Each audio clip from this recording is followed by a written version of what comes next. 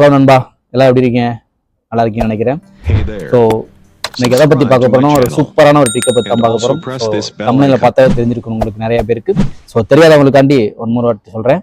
வேற ஒன்றும் இல்லை நண்பா, நார்மலாக நம்ம குரோம் பேஜ் யூஸ் பண்ணும்போது அதில் வந்து நம்ம கூகுள் நம்ம ஒரு பேஜ் உள்ளே போவோம்.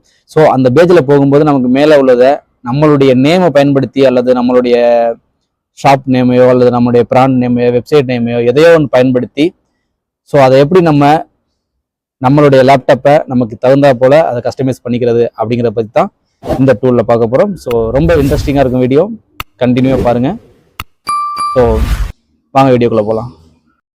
ஸோ நம்மளுடைய கூகுள் பேஜை இந்த மாதிரி இருக்கிறத எப்படி இந்த மாதிரி கொண்டு வர போகிறோங்கிறதான் இந்த வீடியோவில் பார்க்க போகிறோம். ஸோ ஃபுல்லாக போகலாம் வாங்க.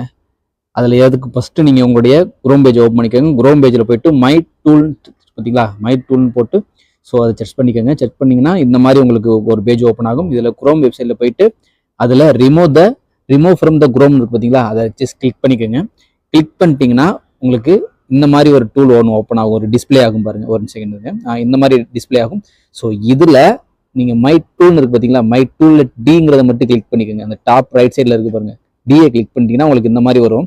ஸோ இதில் நீங்கள் உங்களுக்கு எந்த மாதிரியான நேம் வேணுமோ அதை நீங்கள் கஸ்டமைஸ் பண்ணிக்கலாம். ஸோ எக்ஸாம்பிள் இப்போ நான் என்னுடைய நேமே போடுறேன், சிதம்பரம்னு போட்டு டைப் பண்ணிட்டு ஸோ ப்ரிவியஸ்ன்னு கொடுக்குறேன். ஸோ நீங்கள் கொடுத்த அடுத்த செகண்டே உங்களுடைய பேஜ் மாறிடும். ஸோ அவ்வளோதான் நண்பா, சிம்பிளான மெத்தடில் உங்களுடைய ஹோம் பேஜை நீங்கள் நம்ம